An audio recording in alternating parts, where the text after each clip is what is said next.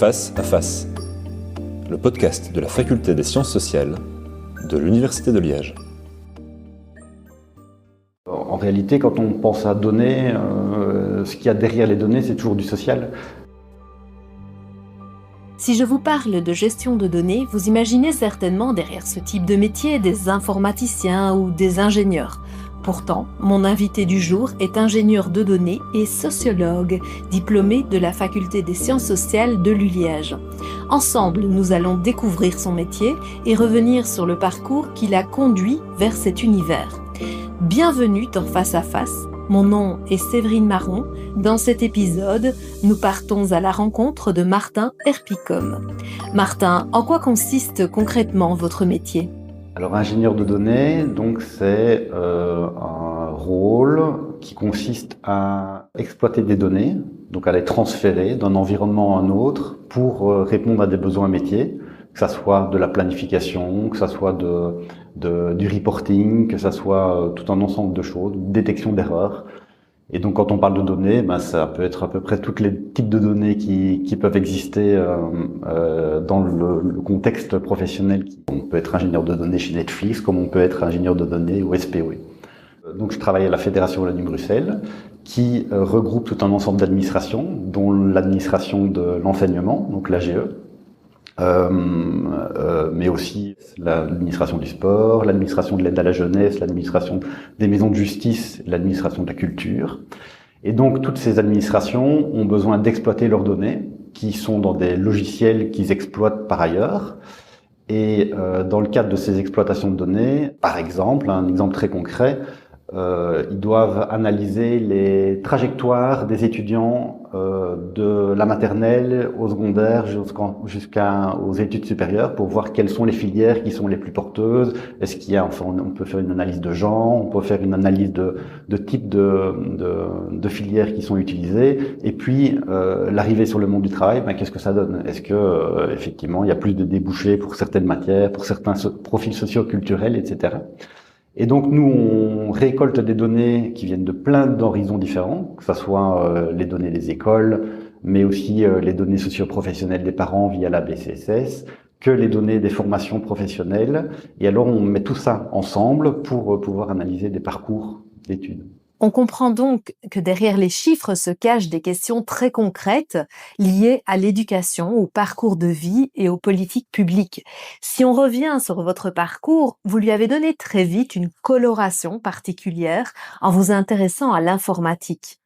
Mais quel rôle joue la sociologie dans un domaine qui semble, à première vue, très technique ? Moi, j'ai toujours eu un pied dans l'informatique et dans la science humaine, donc depuis le démarrage, puisque j'ai fait un mémoire sur le fonctionnement de Wikipédia, donc en 2004, quelque chose comme ça.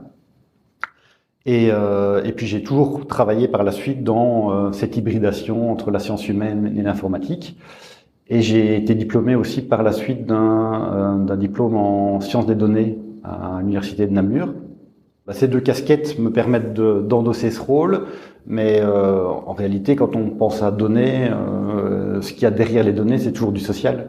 Donc c'est toujours des masses d'organisation, c'est toujours des réalités sociales qui sont très complexes, et elles se matérialisent dans les données, mais sans comprendre d'où elles viennent et comment elles sont construites, c'est toujours plus riche en tout cas de pouvoir tracer ces origines-là. Et je pense que pour ça, la science humaine et la sociologie sont des apports assez intéressants, quoi. Et plus largement, quels sont les apports de vos études de sociologie que vous mobilisez encore aujourd'hui ?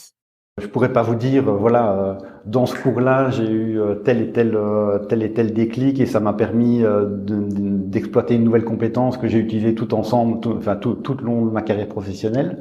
Par contre, je pense que ça apporte un esprit, une manière d'analyser les choses, une manière de concevoir justement les données, par exemple, comme un phénomène collectif. Et je pense que c'est très riche dans le contexte professionnel pour plein de boulot, pour que ce soit quand on est ingénieur de données, mais pour plein d'autres domaines.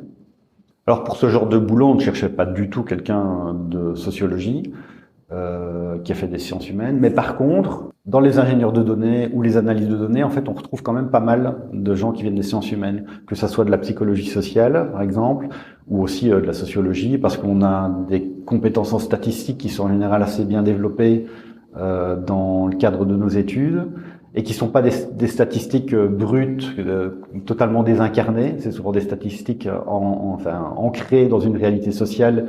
Et pour ça, en fait, les jobs d'analystes c'est très riche en tout cas comme compétence. La sociologie apporte donc une manière de comprendre les phénomènes collectifs.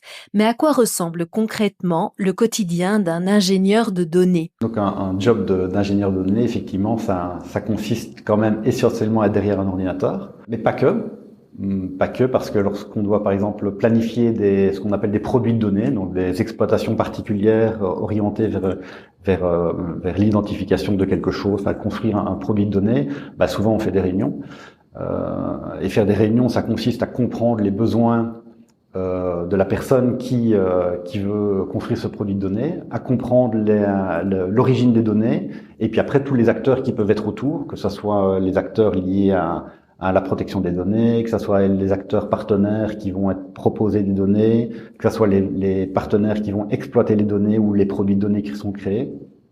Et donc ça nécessite beaucoup de concertation, beaucoup de réunions et de planification.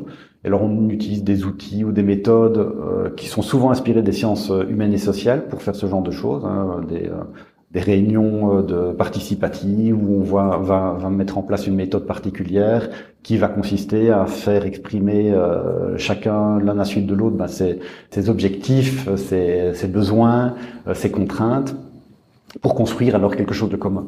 Et ça c'est effectivement dans ce cadre de cette réunion-là ou de ces projets de construction de produits de données, les compétences en sciences humaines sont assez riches. Comprendre des acteurs, faire émerger des besoins et construire des solutions collectives, on voit bien là l'apport du sociologue. Au fil des années, vous avez travaillé dans le domaine de la recherche, dans le secteur privé, dans le secteur public à présent. Quel regard portez-vous sur votre parcours qui, s'il n'est pas linéaire, me semble néanmoins très riche? Mon parcours est vallonné, donc il y a eu, j'étais un petit peu dans des domaines très différents, mais toujours avec cette ligne directrice qui était le lien entre l'informatique et la science humaine. L'avantage, je pense, avec la sociologie, c'est que ça permet d'aller un petit peu partout. Ça ouvre beaucoup de portes, quoi.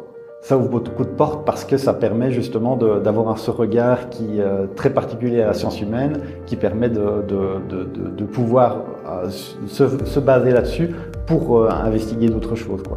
Et le domaine des sciences de données, de l'analyse de données, c'est une porte qui est évidente parce que, en tout cas, on voit beaucoup de sociologues et beaucoup de gens qui sont en sciences humaines dans ces domaines-là.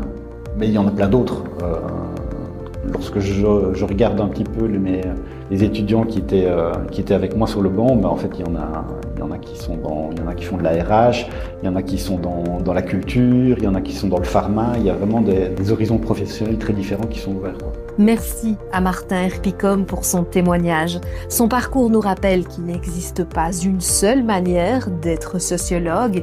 Les horizons professionnels sont multiples et une passion développée pendant les études peut parfois devenir le fil rouge de toute une carrière.